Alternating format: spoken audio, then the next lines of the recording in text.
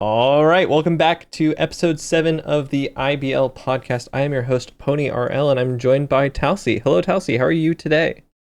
Hello, I am doing great at basically 3 a.m. with Boyle. Both EU people, it's going great. For me, it's like almost 4, but it's okay. And spoilers, we are also joined by Boilera. Hello, Boilera. How are you doing today or tonight? I'm fine. I'm just kind of bored. So Well, I appreciate both of I'm you taking the time for the podcast. Without further ado, we have 51 games to get through, and that is entirely my fault. So we will start all the way back on July 7th with a B League game where we had Thunder losing to the Arcane Academy. Thunder's Arcane Academy. I vividly remember this game. It was just an 8-0 sweep for us. Scarlet got 2-3 Ks and just having a really dominant performance that game. Yeah, the Really, thing I remember most about this game is Talci just stealing two of Skalad's aces. I thought it was really funny. that is something that did happen. Thunder just didn't really show up for most of the game. Although MJ did get a positive KD, even though they lost 8-0, which is pretty impressive. All right, and moving right along, we'll keep it snappy for this episode. We had the Tavern dropping to close combat. This game was interesting. I feel like Tavern could have put up more of a fight, especially if they won Trenches. That was a very winnable map for them. They just made some pretty big mistakes. Like all the rounds were close, mostly coming down to the last kill. But well played from both teams. Also, they had Tan as a call-up, and I'm looking at Trenches and close combat. I'm guessing just shotgun fill twice against Tavern, and it just worked for them. And it was just a really close game for both teams. It could have been both of the teams could have won the game, really. I think also them shotgun filling against the people who created the shotgun fill is like a funny callback. And I think Sadays was also the one to name it the shotgun fill.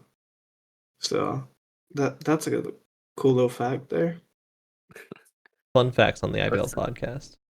Yeah, and I'm also just looking at this close combat. All of them went positive, which is just good showing of with potential playoff potential over here.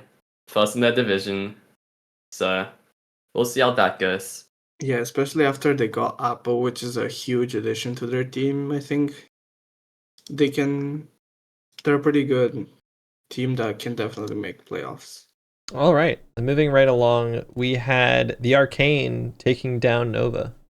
Oh, this game. This is when me and Scarlet got called up to the A League for the Nova game. They also had to call up HV. It was honestly a really close game. I kind of remember it with Pumpkin Patch. They just dominated with the bow and range and everything. Yeah, It was we just just really kinda cleanly played by rumbled. them. Yeah. And then map 2 on Graph, I kind of remember them just not playing for mid, really. Yeah, Talci Kind of struggling on Masterclass. that.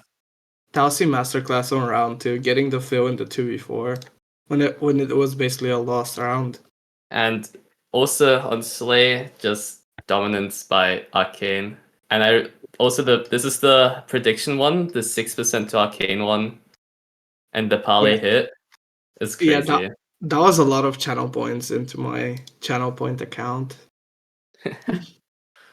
But Nova did still play really good, I do want to say. Especially their on bow was crazy. Their bow was really good. I don't want to take away from them. Yeah, especially on Pumpkin. This was like personally for me and the entire Arcane team, this win was like huge for us because we were on a huge losing streak, so we needed something to like bring us back up, you know. So this win was great for us mentally. Yeah. As an outsider looking in, Crunchy's been doing really well from the Arcane, going really big in the A League. The season 3 Gordon's player, and also being number 1 carry person in season 3, he's just a really good carry for an A League team. No matter what the rest of the team is, he can just perform really well. All right, then the next game on our schedule, we move to the second day of week 5, before MCC Island went kaput for a little while. We had the Donut Droppers losing to Eternal Rising. This game was pretty interesting in a lot of ways. I feel like Donut Droppers could have definitely won it. For example, if they won their pick Pumpkin Patch, because they did beat Eternal Rising on Slay, which is very surprising to me, because they're a very good Slay team. But they didn't manage to close their own courtyard, and they lost to basically a top 3 seed, if not top 2 in the B League. You can't really be upset at that. Yeah, I mean, this was also just a really close game from both sides. But ER just played better. And also, Donut have, like, barely played this season. So I do want to see what they have in store in the rest of the games. And so this is just dominant performance by John. Just being a really good fragger. Also in the past seasons, just being really good on his own. Yeah, Pig also did really well despite losing the game, having the same kills as John, but just more deaths. I mean, good rookie showing. All right, then the next game we had that day, we had Impulse losing to Hang +10. A good game by Hang +10 beating Impulse. They did have an FA call-up of Voom9, who played really well, second fragging for them. But it's just a dominant game by Hang +10, going 2-0. I don't think I got more to say. Yeah, I think one interesting thing is that basically like 2 of the Impulse players that played that game are no longer on the team, so like Impulse is basically a completely different team now, so maybe it could have gone differently if they played that roster instead of this one. Yeah, this is true. With them losing Tipo and Raining. And also Ontra. Yeah, Hang +10 just a team full of people with fragging potential. It's a hard one to contend with in the B League. Yeah, they have so many good melee players. Some good bow players. It's actually crazy. All right, then moving back over to the A League, we had Riptide taking down Femme Fatales. Femme Fatales did have a B League call-up in the form of Sodorami and I think Luna as well, but Luna was eventually moved up to the A League. This was just a very clean win for Riptide. Although I think Femme did pretty alright for the fact that they had 2 B League call-ups and a dream. I think they did pretty well. Also, from other games, Femme is just getting a lot of round 7s. They could really win a round. And it's just also good showing by Caution Tape, going 7-7. And also just dominating on Femme. But Deep and Scouse are just a really good duo. With them having a fragger, a good strategist in Comma, it's just a great duo. Yeah, I believe Scouse also dropped 8 kills on Watermill with the crossbow. Which 8 kills on the map, that's pretty hard to do.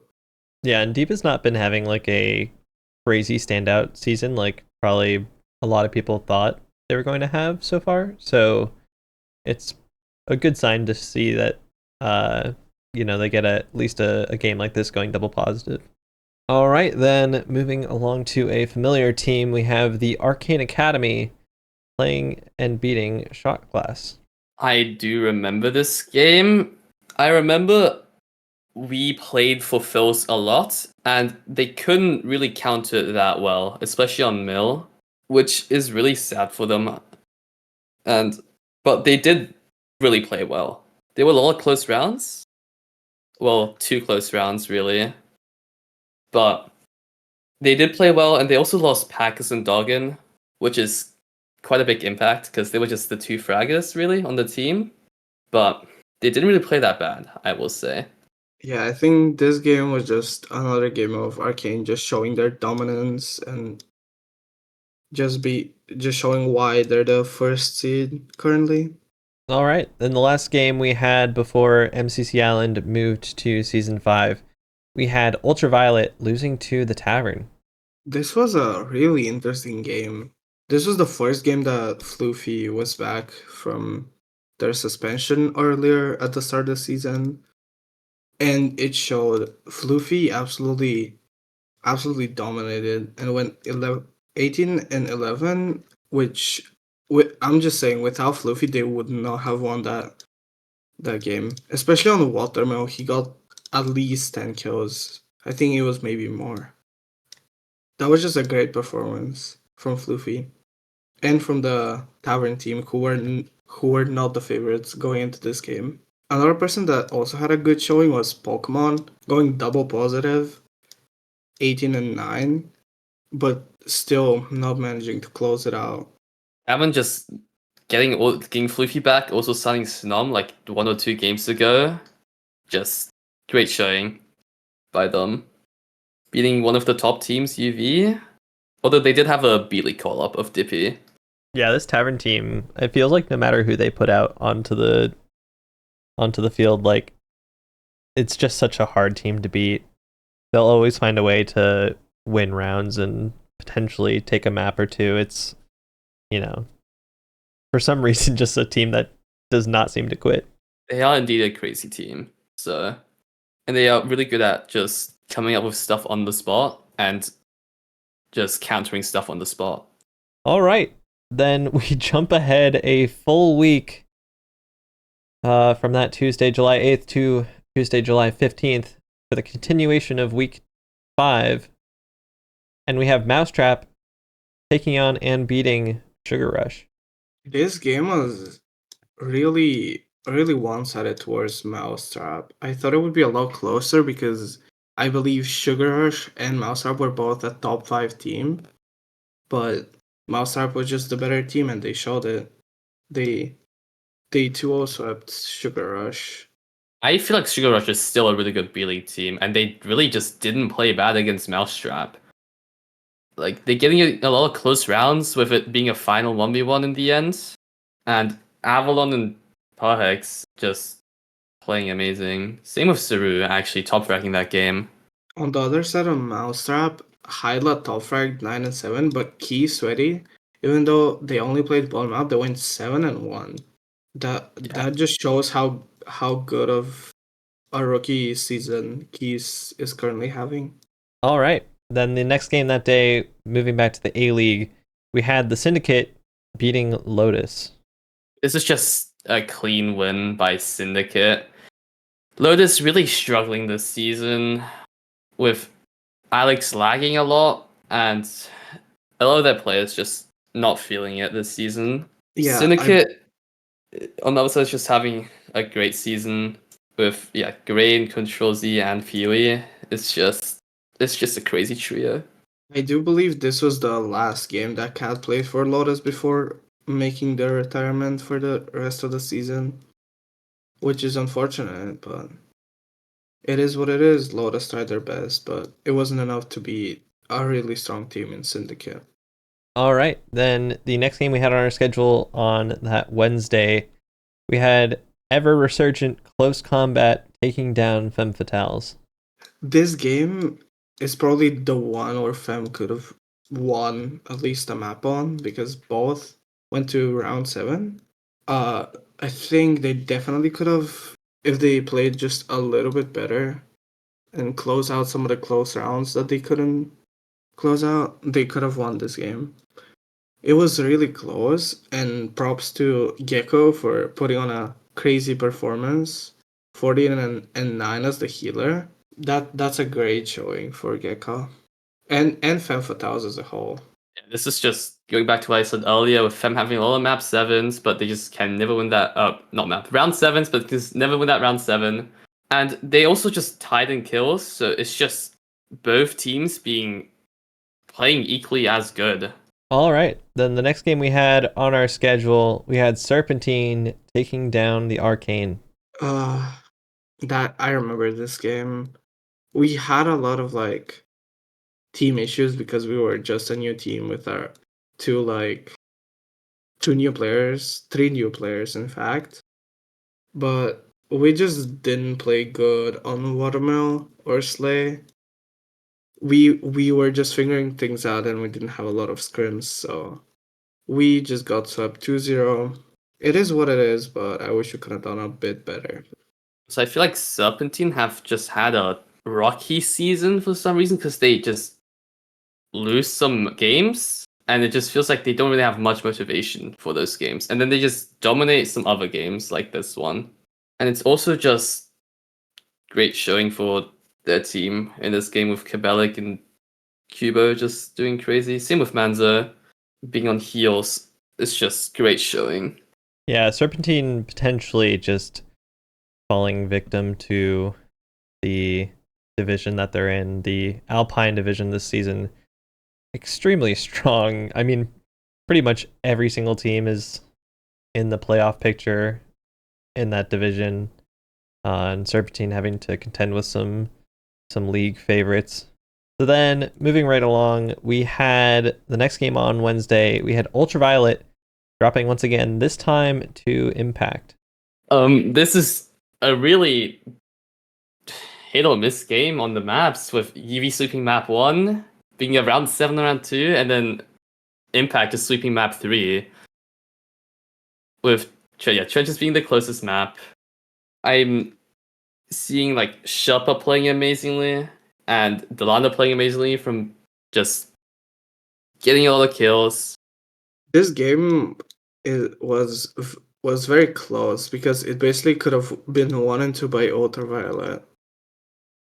They just missed their opportunity on trenches, which is pretty unfortunate, but they did manage to completely sweep Impact on Courtyard, and it wasn't even close. None of the rounds were really close. And that was a great Courtyard performance from Ultraviolet. And also great space performance from Impact. Although the rounds were a bit closer. I'm seeing 2 different final 1v1s in Spaceship, but Impact just closes out with a fill, which is just a good play. All right, closing out that Wednesday, we had one B-League game. We had Fist Fight dropping to Infrared. I think this was like Fist Fight's 3rd game of the season, I believe, which is just crazy considering this was like a week 5 game. But I think they did pretty well for what it is, considering Infrared is one of the best B-League teams around. They almost won Courtyard, but they fumbled on the last round, which is okay. It happens. But overall, they played pretty solid. This is also when Fistfight got Doggin and Packus to their team, which are 2 great fraggers along with Landon. And also, this is one of like the first Fistfight games that we've seen, and they can really still do good in the season. They just need to schedule more, and like they've only faced good teams, is what I've seen. They faced Infrared, Sugar Rush, Mousetrap, like all the good teams first, and now they got like the weaker teams next, so they could really dominate still and get a lot of wins. And this is just a great showing of how dominant they are, with them getting a 13 round against Infrared. It's just great performance by them. Landon Legends finally getting some people to contribute to his 44% almost average carry percentage. All right, then on the next day, Thursday, we had Riptide versus Party Animals, where Party Animals found themselves on top. This is looking like a decently close game. Party Animals just having a great roster this season. The B-League champs from Season 4. Them just showing the dominance in A-League against a pretty good mechanical team, Riptide. Although Map 2 did go to around 7 on Pumpkin, but the melee in the final 3 rounds, going from a 3-1, just dominating the moshes, them getting a lot of melee kills, it's just a great Pumpkin by them, really. I was a bit surprised by this game because I expected Riptide to do a lot better on Slay, but getting 7 rounds on Pumpkin, which is Party Animals' best map this season, they're 5-0 on it. I think it's a pretty good result, and I don't think Riptide can be upset at that. I feel like Slay is just a really PvP heavy map, which Party Animals just dominates in. I mean, Riptide does like this map, so I expected them to do a little bit better, but at least they almost won Pumpkin, which is a good sign for Riptide.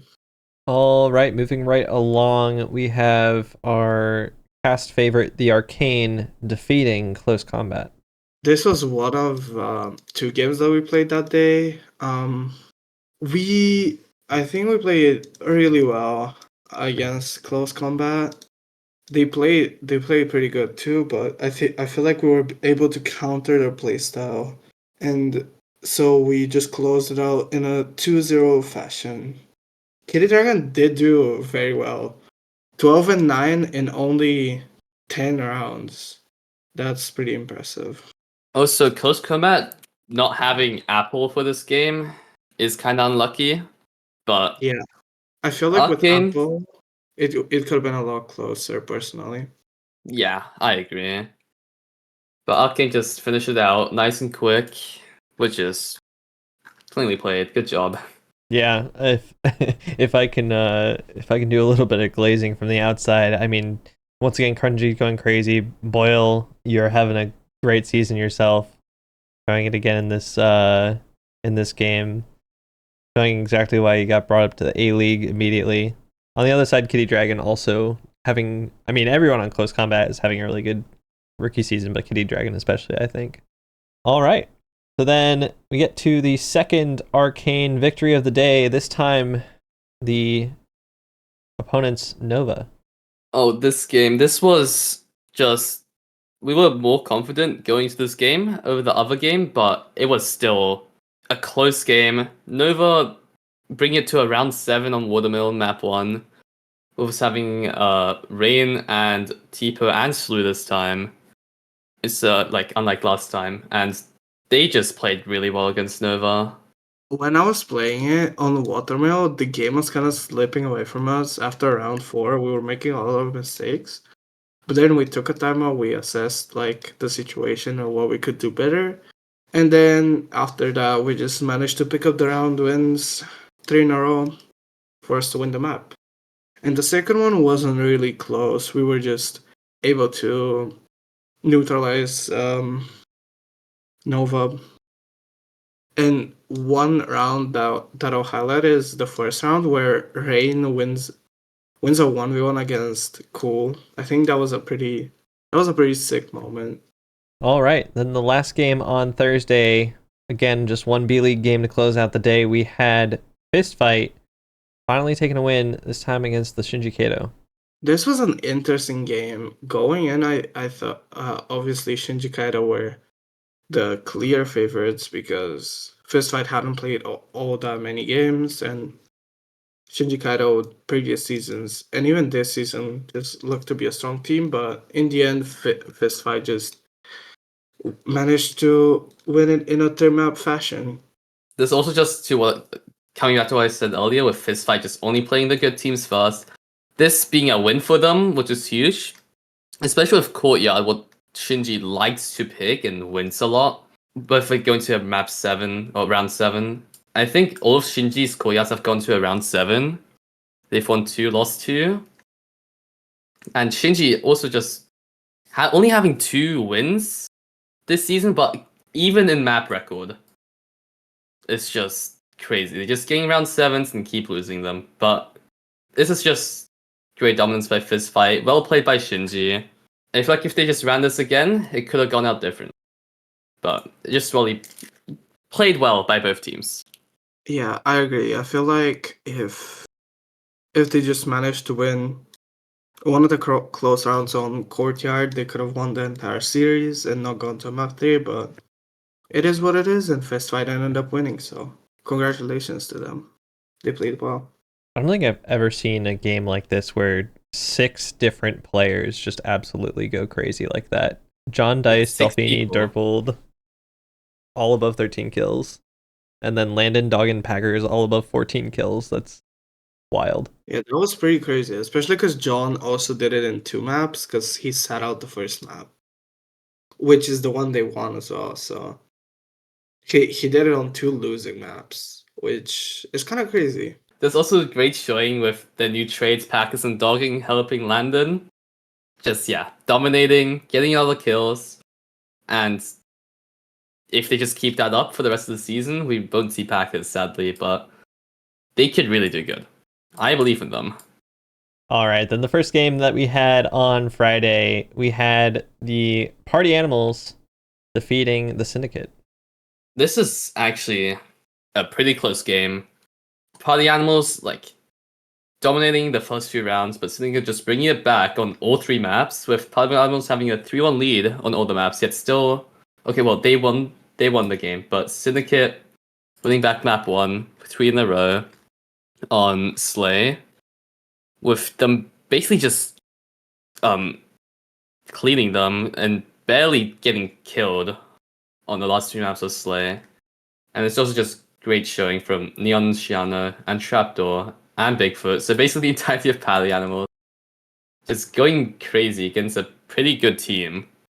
This game was really, really fun to watch. There was a lot of back and forth, and there was 2 round 7s that were both really close. Party Animals taking the lead 3-1 on the first map, only to get swept afterwards, with Syndicate just adapting very well to how they played. Although then Syndicate, I didn't expect them to just get 4-0'd on Graffiti. Party Animals must have studied a lot and noticed their playstyle and countered them. And the last map was just very, very chaotic, a lot of mid fights, and Neon got a 1v3 ace, which was a crazy moment for Party Animals. Yeah, I thought that Party Animals likes to VOD review a lot. A lot. Multiple hours spent on documents, multiple hours spent VOD reviewing. They are just ready for every match, and they know what to do. All right, next game we had on our schedule, another B-League game to close out a day. We had the Arcane Academy taking down Serpens. This game also was another one that just showed Arcane's dominance this season. They 4-0'd the first map with no real close rounds. And then they 4-2'd the second map, Graffiti. Killawesome and Skullad with great performances. Coma and Sparky also did well for the side of Serpens.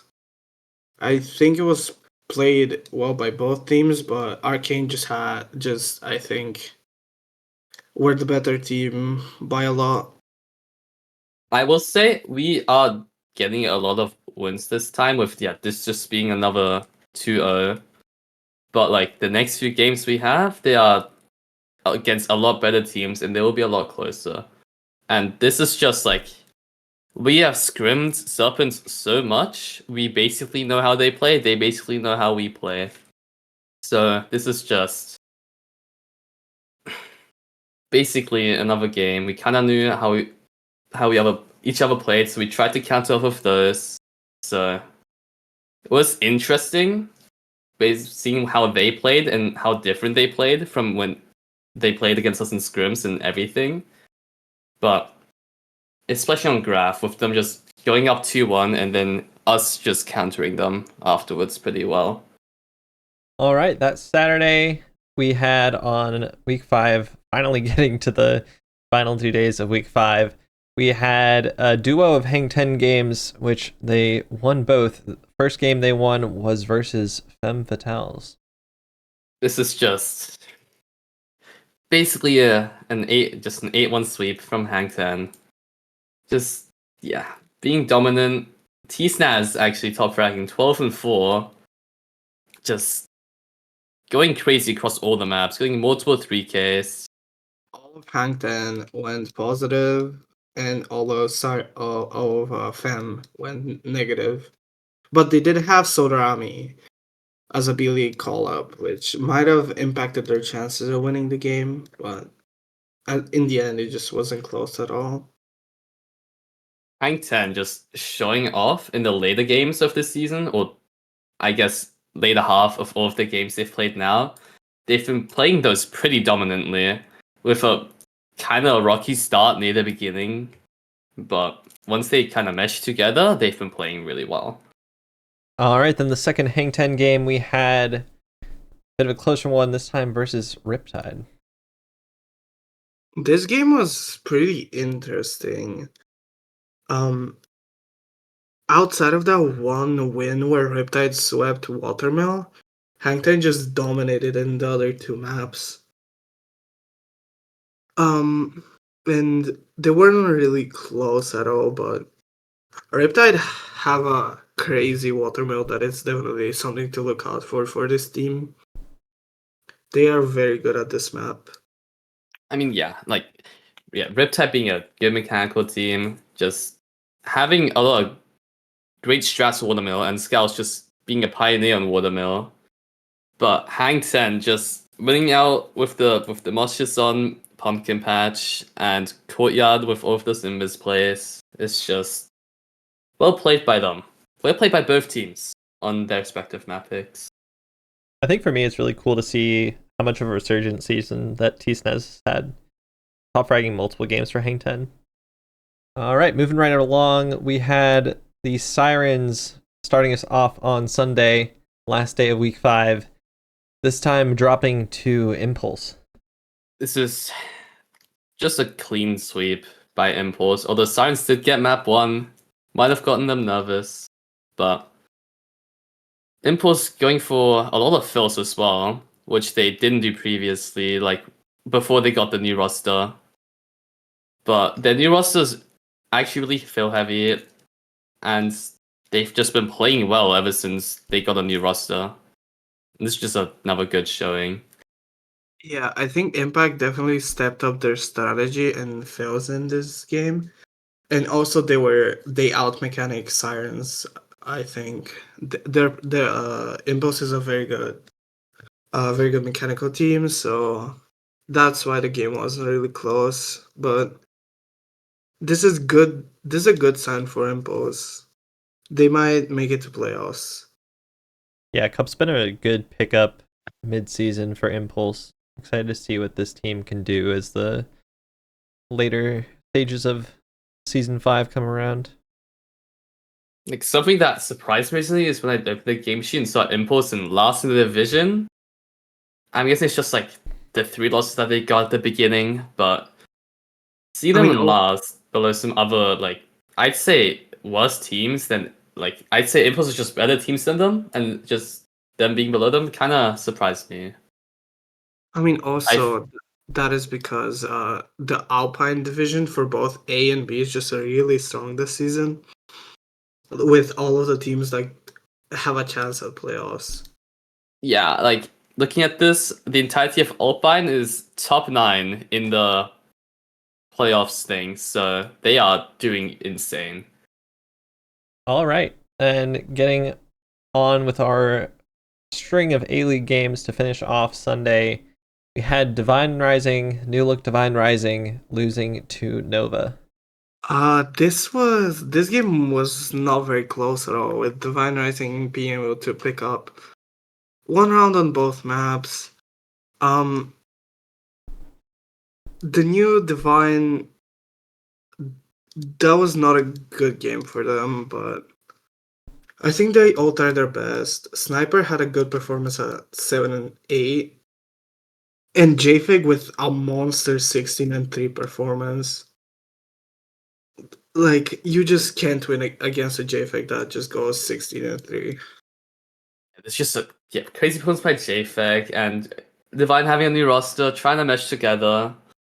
And this one definitely being weaker than before with them losing Apple, but they do have a lot of draft picks for next season. They have like 13, so they could definitely do something with that. A lot of coverages, some trades, you know. All right, moving right along. Nova's good luck did not last all that long, as the very next game they lost to Ultraviolet. This was a pretty close game, to be fair, with it being a 13-rounder. Pokemon going crazy with double positive, and the rounds just being one-sided for each team, not except for a few. Also, Prince getting an ace on the first map, but looking at this, UV just dominate, then it's just Nova, then back to UV, then it's just going back and forth, with there being like more sweeps than close matches. Yeah, maybe Nova could have gone to that third map Slay if they won one of the rounds that they lost on the second map, but ultimately UV closed it out on the last round with a clean sweep for the 2-0 finish. All right, moving right along, we have the Divine Rising losing once again, this time to a very, very strong Donut Kingdom side. Yeah, I don't. Divine Rising just had like no chance in this game. The Donut Kingdom looks to be a top 5, if not a top 3 team this season, and a newly built roster without Apple, who was huge for Divine Rising. They were just doomed to fail, and that's what happened. They managed to pick up a round at least, but all of them went double negative. On the other side, EV's 15-3 and Brunted 10-2. They just dominated. Yeah, I'm looking around here. Eevee's getting a lot of 3Ks on the second map, getting 3 aces stolen. So that's pretty cool. All right, moving right along. Last game of week 5. We have finally made it there. We had the Syndicate having another beatdown on the Divine Rising side. Yeah, this is just Divine Rising playing 3 games with a new roster. They couldn't really practice much, just back to back games basically, all against pretty strong teams, really. So, although this one was a lot closer, with them almost winning lap 1 actually, with it being around 7. But map 2, on their own pick, they just lost 4-1, which is unlucky, getting ace by Control Z. So yeah. I mean, at least this shows that Divine Rising at least has some hope, with them almost taking away a map from Syndicate, who is currently a top 5 team, which I think they can be happy about. They were like overwhelmingly not the favorites for this game, so at least they put up a good fight. All right. Finally into week 6. We started off Monday with 4 A-League games. Start off with the strong side of Impact, getting another win over Divine Rising. I mean, this is just another game where Divine Rising are just facing a strong team and they can't really do anything about it. They did also have 2 B-League call-ups in LeFou and Burb. And also, I believe this was the first game Kyoku played. They just unfortunately got absolutely swept. They did manage to get around on Courtyard at least, but when you're facing like the team that's 11-1 right now, it's kind of hard to it's kind of hard to do anything when you're a new team without your star player. Yeah, it's just the same thing. Divine Rising facing a really strong team. And also, I just want to say, Lifui top fragging with the Azabili call up with 3 and 5. But yeah, ultimately a great win from Impact, great showing. Them just being dominant as always. But we'll see how Divine Rising plays the next few games. All right, moving along, we had the Donut Kingdom defeating Riptide. This is just great showing from DK of them be able to react really quickly to strats, with Riptide taking the first 2 rounds on both maps, and the Donut Kingdom just seeing what they're doing and countering it well, with them getting 4 in a row on both maps, being Courtyard and Trenches, which is just great showing of their quick thinking and all of that. Yeah, this game was just down to who was able to adapt better, and Dona was just able to adapt to Riptide's plans better, and Riptide couldn't adapt back, so they just got 4-0'd after the round wins. But still good showing for Riptide, especially it's the Nathan who actually top fragged the game with 8 kills. Yeah, really good showing from Bamsey here, going 14-4. That's pretty insane from last season's B League player. All right, moving right along, we had the new close combat pulling up an upset victory, maybe some people would say, against Hang 10. I would definitely say this is an upset, especially because Hang 10 were like, I think 7-2 or 7-3 was the record by this time. But Close Combat with their new Apple edition, who really just popped off this game, going 19-11. Absolute crazy performance. Kitty Dragon also with a good second fight performance of 15-11. And on the other side, actually Antfrost, the rookie, grabbing the top spot at 16-13. This was just a really close and entertaining game from both sides. I think the Apple edition just helped Close Combat edge out Hang 10, especially on maps like Trenches and Pumpkin. Especially Pumpkin, there were so many close rounds and it could have gone either way, but it went Close Combat and they played super well. Yeah, Hang 10 almost reverse sweeping Close Combat with just getting the nerfs down, trying to win those rounds again. Going up to 3-3, but losing the final round, and also all of Hang 10 having above 10 kills is amazing showing of their team. All of them being able to frag and do well on their own, really. But they didn't win this game. Close Combat did, and great showing from Close Combat with their new roster. All right, moving right along, we had another Hang 10 upset, definitely. This time losing to the Tavern. This is just, Floofy returning to the Tavern, just really playing great. And Tavern also 4-0ing Hang 10 on their own map pick of Courtyard, 2 fills. Oh yeah, I remember this. This was when Sudays and Floofy just solo filled in 2 of the rounds. This was actually crazy to watch. I don't know how that happened. And yeah, Hang 10 almost winning map 1, but didn't close out the round 7. Yeah, I think if they won Watermill, I think it could have been winnable for them, but after losing Watermill, like they just got swept on Courtyard, and most of it just there was one round that was close, but they got 1v2 by Red 2. But the other rounds were just fails where Tavern just outpositioned them. Floofy Flame with an ace to deny Hang 10 that map win is absolutely crazy. I think that just shows how much Floofy is important to Tavern, because without that ace on the last round, they definitely would have lost that round. And maybe the entire series because of that. All right. Moving along to Tuesday, we had 2 close combat games and a B League game. First game, Close Combat lost to Party Animals. Close Combat was on a hot streak, beating Hang 10, and I believe no one before this, but Party Animals were just able to shut them down. Close Combat let Party Animals pick Pumpkin, which is like Party's best map, so they got 4-1 on that map.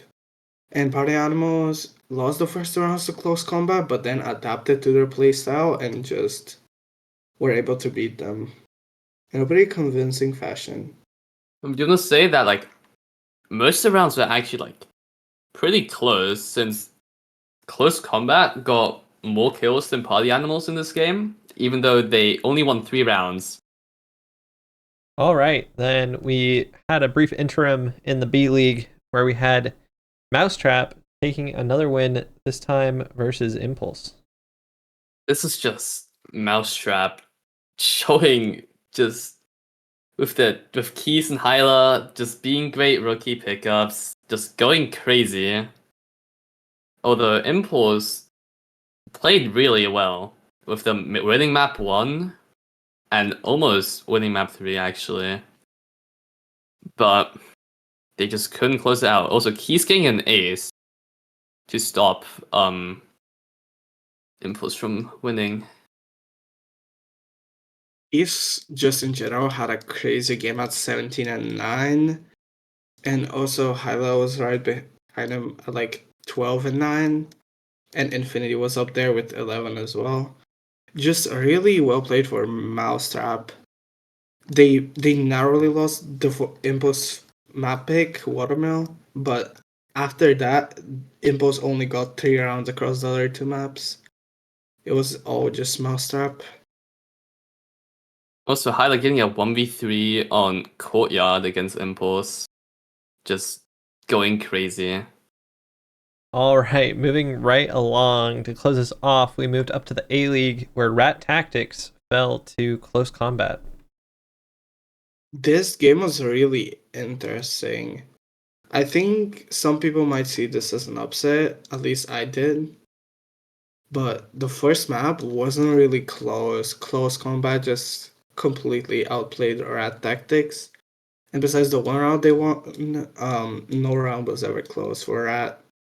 They just got outclassed. On Space, it's a little bit different. Rat actually won the first 3 rounds, but then close combat came in with the full reverse sweep to win the map and the series. I think round 4 especially was where Rat could definitely have closed it out, but they did lose a 1v2 against Apple, who also aced that round. I think if they closed that round out, they would have had a lot better mental going into the last map, Pumpkin, and maybe could have won the entire thing. But close combat, just Apple showing why she's such a good pickup for close combat. Like, she's just the difference maker in a lot of these games, allowing her team to just reverse sweep and win the series. You could kind of just say about everything. Apple just going crazy on Space, just showing how good she is just on her own. With her also, top ranking the game. And the reverse sweep is definitely crazy. And seeing that you can like handle your nerves well, that's amazing. Yeah, the story of this game was Apple taking top fight the first 3 rounds, and Rat Tactics very much so like neutralizing Apple and then winning the round from there. And then rounds 4 through 7, Apple completely switching it up and did not take top fight for the rest of the game. And close combat completely reverse sweeping Rat Tactics. It was a very good win for them. All right, moving along to Wednesday of week 6. We started off with Party Animals dropping to Impact. This is a pretty close game, as it is 2 of the best A-League teams, of course. And Impact actually almost losing with it being a 13-rounder. Party Animals getting 3 maps in a row in map 2. But did lose it out to the 2 in a row by Impact in the end. And it is just a lot of kills across the board, really. Yeah, this game could have gone way differently because I believe Ciano and also Neon were struggling with lag issues during this game, which is a bit unfortunate. But on trenches, they got swept twice in the first 2 rounds, but then they came back and with a 3-round streak. But unfortunately, weren't able to close it out. And Impact won the entire series on round 7 of trenches, which was their own map pick. Also, Rep just getting a 3 KD out of that game with going 15-5. Just going crazy, especially in trenches. I think I've said it pretty much every episode that I've been on, but I've just been really impressed with Revolver's season so far. Just absolutely like adapting to the A-League super well.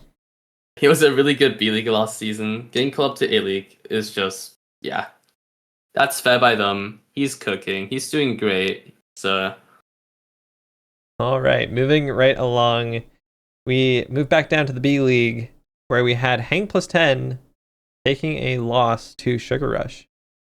This game, I feel like could have been a lot closer for Hang Plus 10, but they seemed a little lost on some of their maps, especially their map pick Watermill. They looked a little bit lost and uncoordinated, but I think they still have a lot of potential because their individual players are really good. It's just that they need to fight together as a team more and have better strategies. But also Sugar Rush did play really well with Saru dominant performance, 13-5. Amazing performance from Saru. So Sugar Rush also VOD review a lot and do a lot of strats and docs. Same with Polyamorous. So they are just ready for every game. And they know what to do, they know what to do when they do that, and them just filling a lot on Watermill, getting some clean fills, it's just great. All right, then the last game that we had on Wednesday, we had the Syndicate taking a good win versus Ultraviolet. This should have been a good game, but Syndicate just dominate over UV, going 8-1. The grounds weren't also really just that close, except for one of them. So this is just great showing by Syndicate, being dominant. And Fui and Gray both going over 10. Fui going 15-1, actually. It's just crazy. Yeah, I expected UV to put up more of a fight, but they just got completely outclassed by the Syndicate. Which, to be fair, the Syndicate is a very, very strong A-League team, so it is what it is. I don't think UV can be upset at that. You can really beat a Fui that's going 15-1. I did not see that stat line before today, and I saw that and my jaw dropped. It's just like that one decent game that he got a while ago. The what is it, like 19-1? Could have been 19-0 if he didn't suicide himself in the last round. I remember that. I don't remember when it was, but it was crazy. All right, then we moved along to Thursday, and we had 5 games on that day. We start off with Infrared taking a win, a rare win, or a rare loss for Eternal Rising. This game was really, really interesting. Coming down to around 20. I feel like Infrared prepared a lot for Eternal Rising. Like, no, even though they didn't win their map pick, they managed to win Eternal Rising's map pick, Watermill, which was very chaotic with a lot of TNT kills. A lot of TNT kills. It was just really, really well played by Infrared on Watermill and on Graffiti, which was the decider.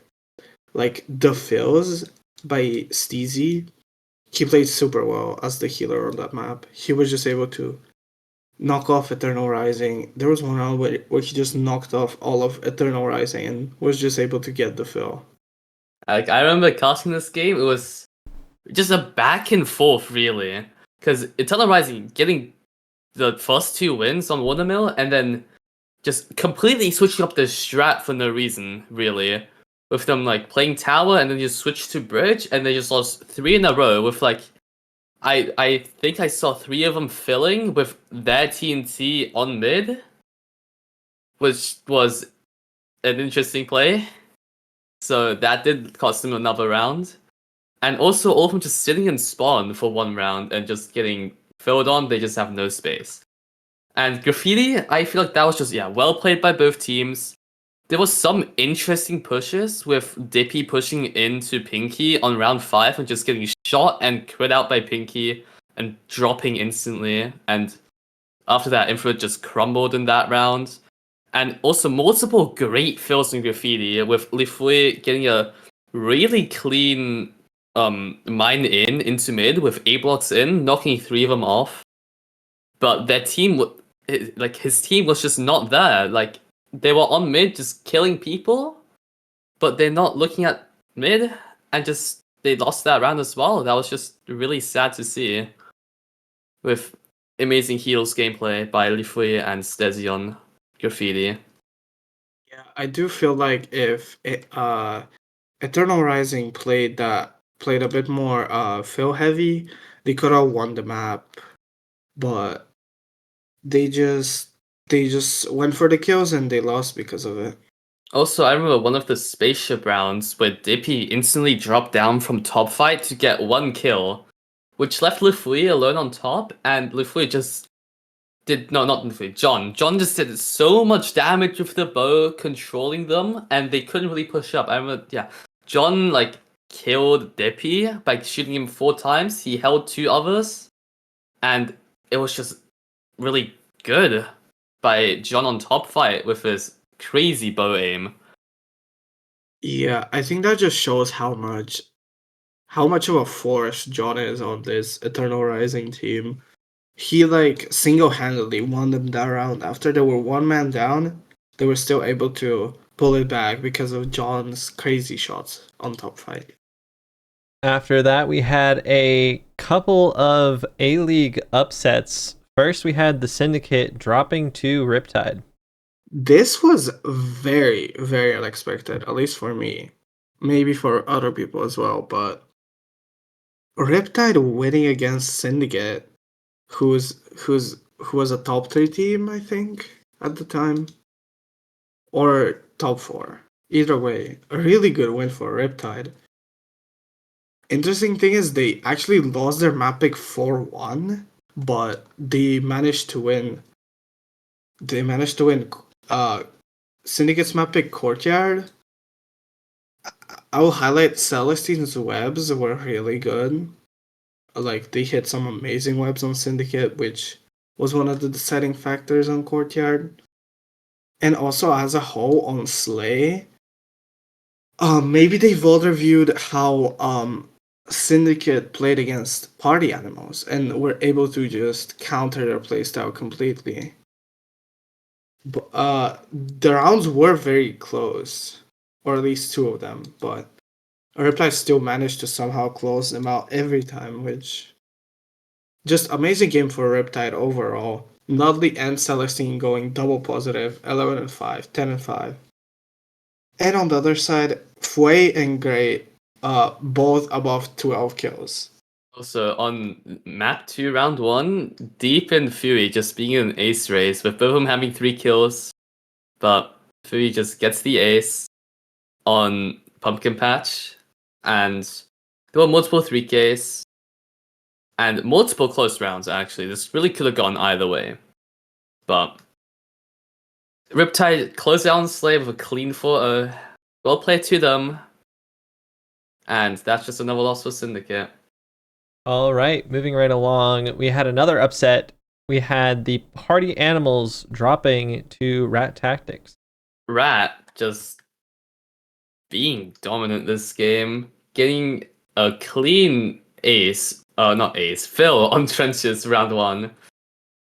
Really setting it in for them, getting another win right after, and Trenches being overall kind of close for both teams. But Rat just getting that free win and then another win right after. It's just great by them. Great for the mental. They can just play safe, really. You don't have to make some risky plays. It's just good for them. And map 2 being at round 7, kind of close, with Party Animals getting 2 wins in the first 3. But Rat just really take it back. And getting a lot of fills off on Mill. Well, Party Animals actually got more fills, but Rat just playing well. Especially the Rat individuals. Sycans 4-1, Mass 9-3, and Winters, the top rank of the game, 12-4. I think Rat Tactics just really geared up for this game and were able to upset Party Animals, who's a really strong team. So well played to both teams. Party definitely could have won, but Rat did their work and it paid off. Pony the Rat affiliate, do you have anything more to say about this game? Yeah, I know that Rat really wanted this win, especially after losing to Party Animals in week 3. They were very much so looking forward to this game. Uh, and yeah, I think it was very much so just like a team effort. They've done a lot of reviewing as a team and coming up with ways to find quick wins, I think is important for them. And I think that really showed, especially on trenches. But yeah, very close game. But yeah, Rat did well to come out with it. And another game coming along that I will be happy with, Mousetrap taking another win, this time versus the Sirens. This game was just Mousetrap dominance. 8-0, 2-4-0s on the maps. Key Sweaty and Hyla dominating 13-1 for Keys and 10-2 for Hyla. I don't have a lot to say except Mousetrap just played insanely well. They just completely swept Sirens and blew them out of the water. Although Hasby did go 7-7, which is pretty good. He got a kill almost every round because it was a 8 round game. So I think Hasby can be happy with their performance in that game. I feel like if Hasby could make more games this season for Sirens, since he's only made 2 games total this season, which isn't a lot, but he has been doing great in both of those games, top fragging both of them. Like, if he can make more games, they could actually maybe win a map, even a game. Because Hasby is not bad, Kaz is actually, yeah, Kaz isn't bad, Fakes isn't bad, they're all kind of cooking. But if they just have to, all of them have to just get their good game together, and they could actually win a game. All right, finishing out that long Thursday, we had Sugar Rush defeating the Shinjikeito. This is well played by Sugar Rush, being like a pretty good melee/PvP team, especially on Courtyard, since Shinji, like, they play Courtyard really well. It's from what I've seen in scrims, because John Dice like plays down below with the invis, and I don't even know what he does, but it just works really. And then they go up 3-1, but Sugar Rush take 3 in a row near the end, performing well. And on map 2, it's just Sugar Rush really dominating that on space with, I don't really know who goes up for them. It might be Avalon, but they just played space really well. Yeah, the thing I find the craziest about this game is Darpod. Darpod went 17-7, even though it was a two map loss for the Shinjikeito. So that's just crazy. He got more than 1 kill per round on average, which is just crazy performance by Darpod. But they just couldn't close it out against Sugar Rush, who just had their individuals just consistent. Avalon and Saru both got above 10 kills. No, not Saru. Avalon and Perhex both got above 10 kills. And they played really well and were able to beat Shinjikeito even despite Derpod's crazy game. Then the first game we had on Friday, moving back up to the A-League, we had a top of the table versus bottom of the table fight that went exactly the way you would think it went. Femme Fatale's dropping to Impact. Yeah, I don't think this was a surprise to anyone. Femme hasn't won a single map this season, which is unfortunate. And Impact is literally the best team in the league currently. Femme just completely got outclassed. That's what happens when it's the first seed against the 16th seed. Although Behavior did show up with an ace in the first round of the game, which is also the only round they won, but they did get an ace, which is pretty cool. But yeah, after that, Impact just dominated every round, basically. Nothing more to it. I really hope Femme can get a map win at the end, because Femme, yeah, getting all around 7s and just sometimes having crazy innovative players like here with Behavior, Gideon, Ace. Like if they could just get all of those in the same game, they could just win a game, no matter what team it is. Like this is good showing by Femme, but Impact just being 11-1 right now. They're just the best team right now in A-League, so just a good win for them. But Femme getting an ace is definitely impressive. All right, then we had another 8-1 game. This time Thunder picking up a good win against this new look shot class. This is just a quick win for Thunder. Although shot class just get a fill in, but they win Graph 4-1 on shot class's own pick. With them, getting basically 2 sweeps and then 2 closer rounds. And Spaceship just being dominant by Thunder, really. With Shotglass not being able to do much here. Although, it's just looking raw PvP fights. I feel like Shotglass could have maybe tried more tricks with, like, maybe pushes or something, but they didn't. So, nice try to them. Yeah, I think the individuals and maybe also the team play of Thunder was a lot better, especially Sakronix and Joska. Thunder's new pickup, Joska from Serpens, showing up in his first game, 10-2. That's crazy. And Sakronix, 12-4, amazing game by Sakronix. On the other side, I think this is the first time Auxilian has played for Shotglass, so that is pretty cool, but the rest of them didn't do too well. They each had 2 kills. Yeah, this is just first time Ox is playing, second time Beefing is playing an IBL game, and Josh being number 1 right now in B League KDR. It's just amazing. With him playing 2 games now, like he is doing insane right now with Thunder, and Thunder could definitely get some more wins against some better teams. Next game we had Impact picking up yet another win, this time versus Serpentine. This game was just wow. I did not expect this to be this close. Serpentine put up a crazy good fight, especially Kubo and Manzo. Kubo going double positive 18-9 in a losing game, and Manzo also going 10-9 positive as the healer, but still, Serpentine had a crazy good game. Besides the first map Slay, the other 2 were pretty close.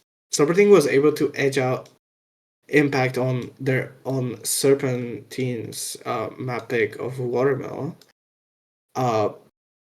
Just great performance. Outclassed them on their own map pick, which makes sense because they picked the map. And the last map, it definitely could have gone to Serpentine.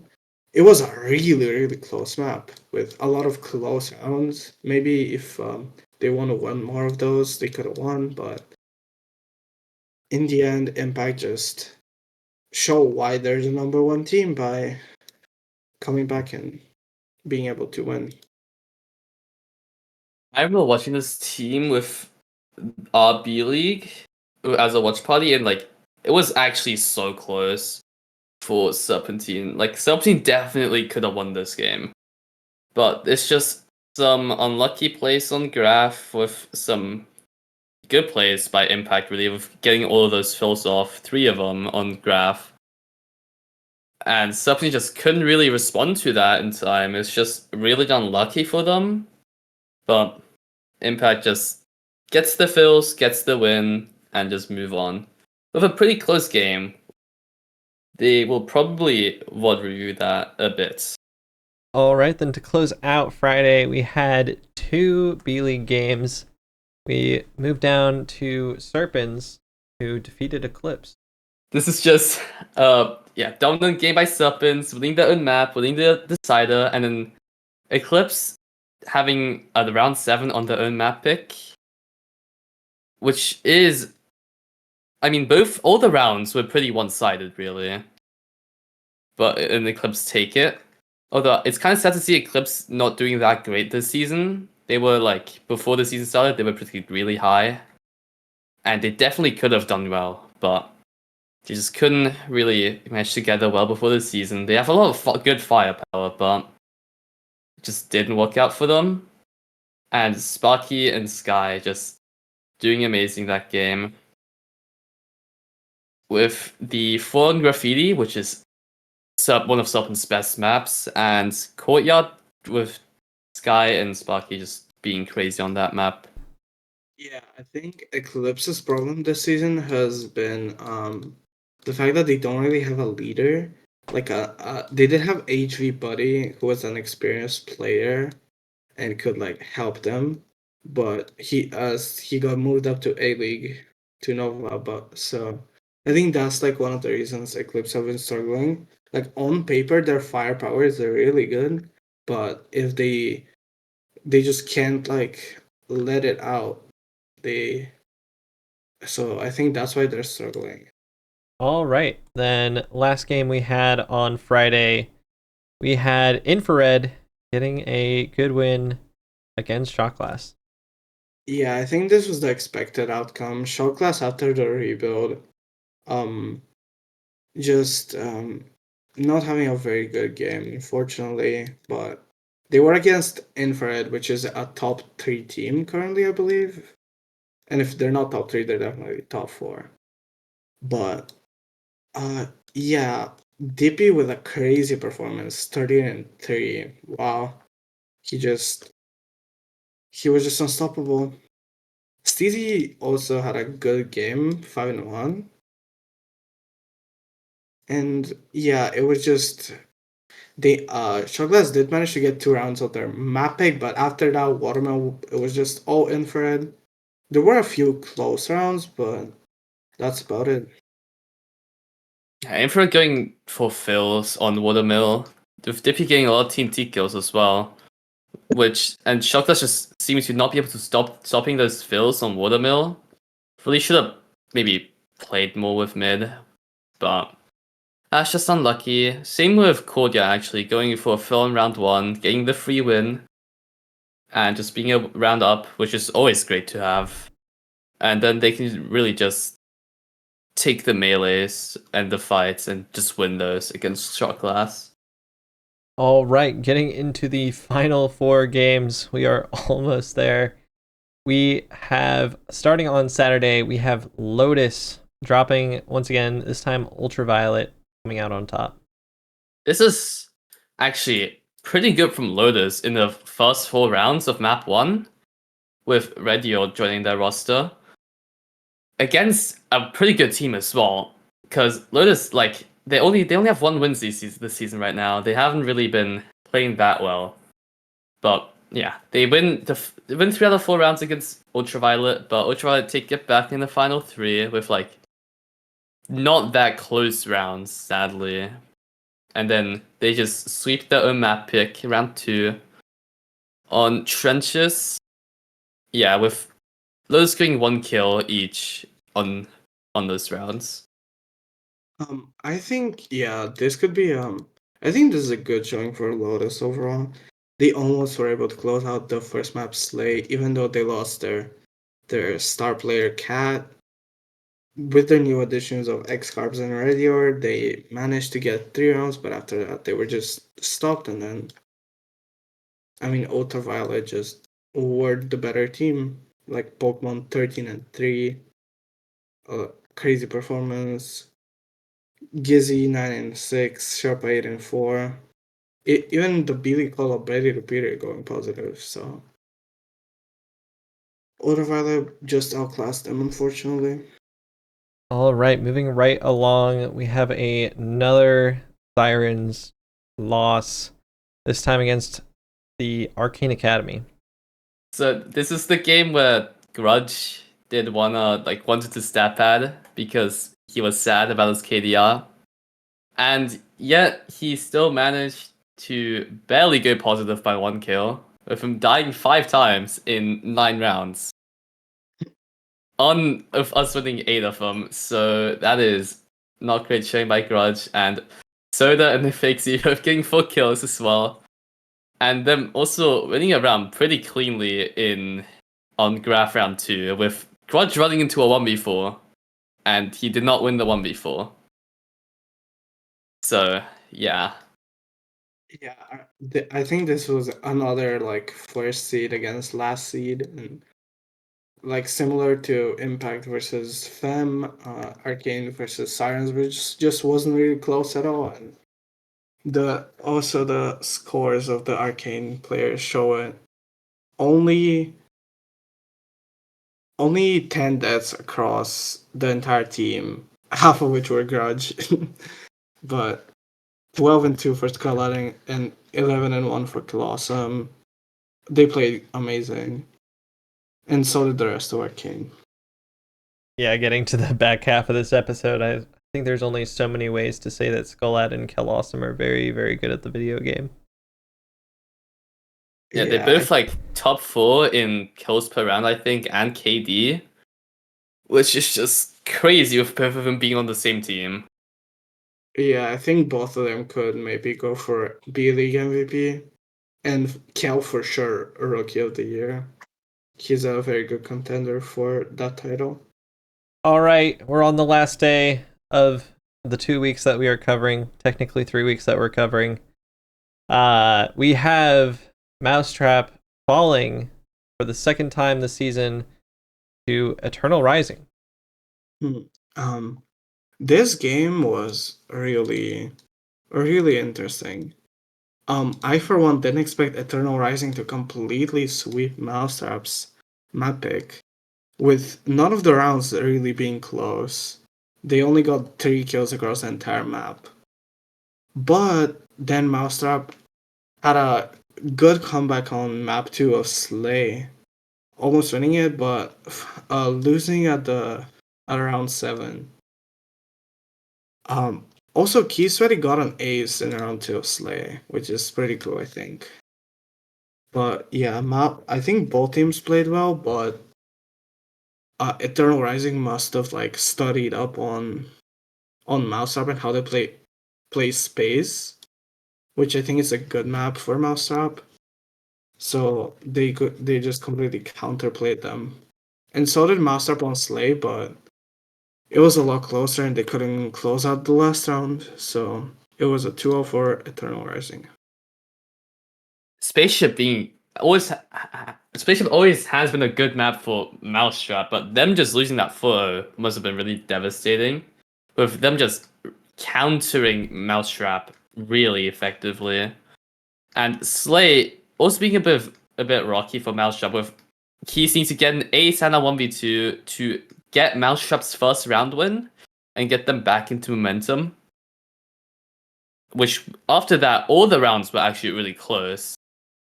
So Slay could have really gone either way with that round 7.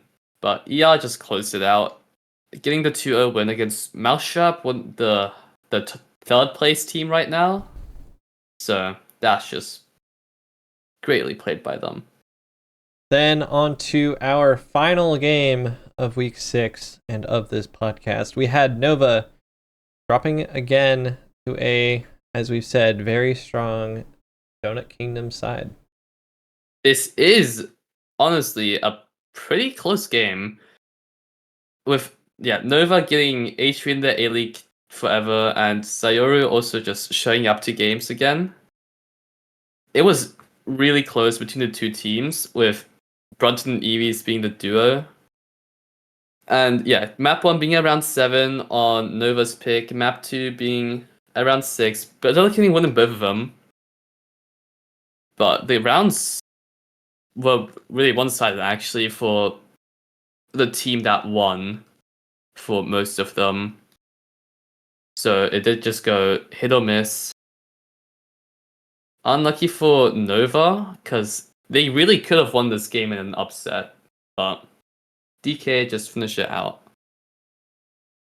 Yeah, Nova played really well actually, especially Jafik, who on the first map of Watermill had 12 kills the entire map, including Ace